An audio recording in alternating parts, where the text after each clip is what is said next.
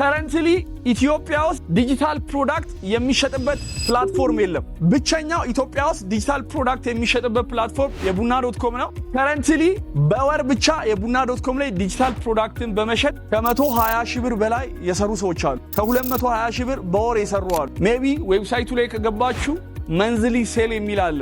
ገብታችሁ ማየት ትችላላችሁ። 220 ሺህ ብር ነው በወር የሰራው ኦንሊ ዲጂታል ፕሮዳክቶችን በመሸጥ። የቡና.com ላይ ሁለት የሚሸጥ ፕሮዳክት አለ። የመጀመሪያው ፊዚካል ፕሮዳክት ነው፣ የሚያዝ የሚጨበጥ እና ሰውየው ከገዛ በኋላ መጥቶ ከናንተ የሚወስደው ወይም እናንተ ዲሊቨር የምታደርጉለት ፕሮዳክት ፊዚካል ፕሮዳክት ነው ይችላል። አሁን ለምሳሌ ይሄን ፒሲ ሊስት ባደርግ እና ሰው ቢገዛኝ ይሄን ፕሮዳክት ለሱ ዲሊቨር አደርግለታለሁ። ሄጄ በአካል ሊሆን ይችላል በኤኒሚስ ተጠቅሜ ማለት ነው። ይሄ ፊዚካል ፕሮዳክት ነው። ዲጂታል ፕሮዳክት በሚሆንበት ጊዜ ግን ዲሊቨር አይደረግም። ዲሊቨር አይደረግም ማለት በአካል ሰውየው አይዞን ፕሮዳክቱ፣ ነገር ግን ላይክ ሊያነበው ይችላል፣ ፒዲኤፍ ሊሆን ይችላል፣ የሆነ ሶፍትዌር ሊሆን ይችላል፣ ሊጠቀምበት ይችላል፣ የሆኑ ቪዲዮዎች ሊሆኑ ይችላል። ያን ተመልክቶ የሆነ ነገር ሊያገኝ ይችላል። ገብቶሻል? ፊዚካል አይደለም፣ አንተቸብል ዲጂታል ፕሮዳክት